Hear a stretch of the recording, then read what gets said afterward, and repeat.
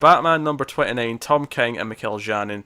And this was the dinner party issue in which Bruce Wayne, not Batman, but as Bruce Wayne, he has got the Joker and the Riddler, along with their generals, I'll call them, over for a 9-course traditional French meal, in which he tries to broke peace. I say broke peace. Basically, he is there to say, okay, look, this fighting's causing too much damage. One of you needs to win. So one of you convince me why you need to win, why you're the one that should be the one killing the Batman, and I will give you $1 billion, and that should help you put an end to it. That is the gist of the issue, and pretty much the whole issue. There's a couple of there's some like thematic sort of like other panels spread throughout, but otherwise it's all set at this dinner table. It's all there. Yeah. And it's just, and each section is like labeled with the course. Like that's how it introduces each part of it. And each of those also speaks to what's going on in the conversation. Right. Yeah. Oh yeah. It's thematic. Like the entrees, like that's that part of the conversation. Yeah. So it good. makes sense. I think this might be Yanin's finest issue yet, in the sense that he makes literally just sitting around a table talking just thrilling. Yeah. So the last issue we got him making it so tense because of the sniper stuff. Yeah. Right? And here he does the complete opposite and it's just as tense. Like you can feel the tension between Joker and Riddler. And God, Riddler's so dark. I never realized how dark he was now. And it's brought me back around on Riddler. My favourite line of this whole issue, though, if I'm honest, is like Riddler spends like 2 pages going on and on why he should be the one that kills Batman instead of Joker. And then it goes to Joker's side and he just says this: why should I kill Batman? Because I'm the Joker and he's the Riddler, and who cares about the Riddler? End of argument. And I love it because it was kind of meta. It was like, yeah, the Joker's more popular than the Riddler, and he's the bigger deal. And it almost like, but in a weird reverse way, it kind of justifies why Riddler wants to prove himself even more. Yeah. He does. He has a chip on his shoulder. And I listened to a Tom King interview, and it was, from the beginning of the summer. So really before any of this had hit its stride. And the host had asked him why he had picked the Riddler. And it's because out of all of Batman's rogues, Riddler's the most he felt undervalued. Like there's not a lot of great Riddler stories, in that some people think of him as Joker light. And so he imagined like basically what we just talked about. He's got something to prove to the Joker that I can be just as bad as you, even better. And oh man. So after listening to that interview and then reading this issue, it just everything came like to a head. And that story Joker that Riddler tells of how he would kill Batman and just basically line up all the Bat family and throw Batman in a ditch, shoot them all. That was probably my favourite of the, you know how in the middle of the pages it has these kind of like either flashbacks or kind of representations of what they're talking about. And it's like he's in the bowler hat, like the traditional Riddler bowler hat, and the silhouette. It looks quite good. I like that. I love actually at the end when he's getting them all to leave, because he's not telling them who's won, because like the losing side might like start a massacre. He's like, okay, right, so you each had hostages to ensure that police or Batman wouldn't intervene. Now, obviously, we know the entire time that he's Batman, but they don't know that.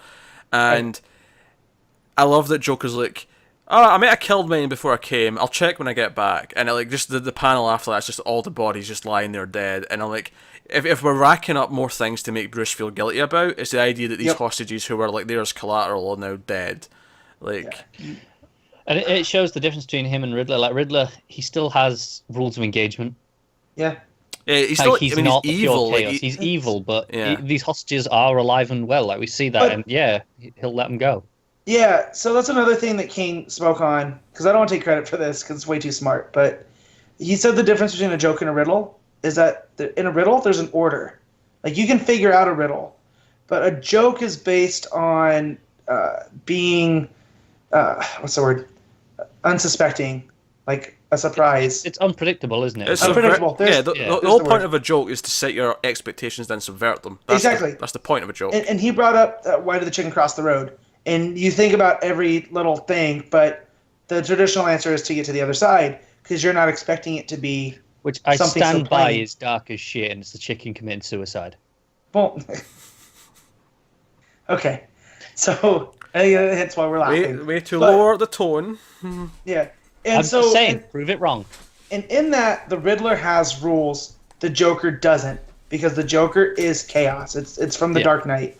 He's an agent of chaos. So it's anarchy versus fascism, and both are equally evil, but they're evil in their own ways. And now Batman has to pick which side he's going to pick. Yeah, it's like which is the lesser evil, almost. Exactly. And if I'm going to make a guess, and I'm not in the prediction business, but how I feel about Batman, I feel he takes Riddler's side. See, I don't. I actually, see? I would guess the opposite. And the reason why is I think it's the least expected. And I think the argument's going to be from Batman is that Riddler's actually too ambitious in a weird way. Like, he's got too much sort of that he wants to achieve. He knows what to expect from Riddler, and that's why I think he's easier to deal with than Joker. You know? I think it's just because he's building up to he's guilty, he regrets what he's done, right? And this whole issue is at the end. He doesn't say what the side is, but he says, "I know what side. I knew what side after that I was going to pick. What side I was taking." I think the Joker, just because from context of modern day, like we were saying, Riddler's kind of overlooked. I don't really think of him, but you think of Joker, and it's kind of the idea that this formed Joker's career, especially since. One big thing that was sticking out to me is like Joker keeps talking about why he killed Batman, which to modern people that actually is not what the Joker's typically like. And I read that as one of two things. One is because it's early Joker and he's not, he's not that fascination of Batman and that love for Batman is not grown yet. And maybe however this war ends is what lets that kind of sort of blossom. Or it could just be that because he's in this weird place where he can't laugh is why he's out of character, so to speak. Yeah. It could be one of those two things, but if it's the former, if it's because he hasn't developed that yet, what sparks it? What about Batman at the end of the story, like makes him fascinating to the Joker? That sparks that romance, if you want to call it that. Yeah. Yeah, that could be, and it could be because, again, he's about unpredictability, and he would have never guessed that Batman coming to his side. Because Joker's thing with Batman is always that makes him laugh. It's like Joker's thing with Batman is that he's always like fascinated by like Batman doing the right thing, even though it's the risky thing, or even like Batman will jump to save someone, or he'll always go out the way to do it, and that'll Joker will keep trying to like prove him that he can stop him from doing it, or prove that he can change his mind, or whatever. Right. And I think maybe to Joker, if Batman like by joining Joker's side and helping him out, maybe that's like he's like, you're willing to do this? Like, maybe that's what kind of gets that ball rolling, where he's like, okay, this is, like, what else can I make him do? Maybe that's the start of that imagination. See, but I'm reading it as he's guilty that he even had to choose a side. Oh, no, from Batman's perspective, yeah. That part's going to play into King's background with the CIA, because obviously, throughout history, when you have something like this, where governments pick a side, and try and depose a ruler, and they support the rebels, and what comes next is always worse. When there's this power vacuum, or whatever happens, it's always worse. And that's why I feel you don't want to empower Joker more than you want to empower Riddler, because again, with Riddler, Batman knows what he's getting, and again, I want to point out all of the people that are on his side are all villains that get redeemed. So that's true. It's Clayface, it's Two-Face, it's a lot of faces. Ivy, Croc. It's Ivy, Croc. And so that's where I almost feel like they see Batman took the chance. Do you think Ivy and Croc are just there because they're green, and so is Riddler? I mean, maybe, most likely. But again, team. We got that really cool scene with Ivy and Riddler taking out the mob enforcers. Yeah, the henchmen.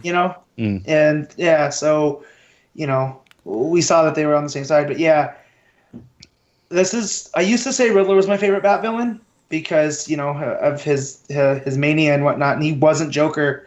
But here, the fact that he is so close to Joker, but he's edged slightly to the other direction, I'm just like, oh man, King's made me like this character again. I think the reason why I'm at least predicting Joker right now is because the guilt doesn't feel as justified with Riddler. I think for it to be as guilt, for Batman to really regret what he does to end this, I think he in some way siding with the Joker, and then feeling responsible that the Joker is what he is and what he became, partly because of him, is the ultimate guilt for him. And I like that we can have this discussion, and whatever happens, we're going to be surprised. And that's a hallmark of good writing to me, because, like, yeah, I want it to be Riddler, but if it ends up being Joker, I'm in for this ride now. And it's crazy that last year at this time I was complaining about I Am Suicide, and I still have issues with that arc, but everything since I've really enjoyed. So, you know, King's done it. I dig that. I mean, I Am Suicide was the arc that was like, oh no, I think I'm going to love this run, because I mean, I enjoyed I Am Gotham, but you know, it was its things here. I Am Suicide is probably the weakest part for me as well. Well, that arc made me question if he really understood Batman, and now I see the seeds that he was sowing here. Like, how far is Batman willing to go? That's what all I Am Suicide is, and we're getting that again here in Jokes and Riddles. How far he's going to host a détente between these two sides at Wayne Manor. Like, he's literally inviting the chaos into his home. Well, I think we'll wrap that up there on Batman. I think the next issue is the second Cape Man issue. Hell yeah. I think it is, because I think it's like 2 regular issues, Cape Man, 2 regular, so I think the next one's Cape Man. But we'll see in a couple of weeks. Well, actually, the other thing about King, he's made me care about Kite Man, a character I literally forgot existed until now. So good on him. Hell yeah.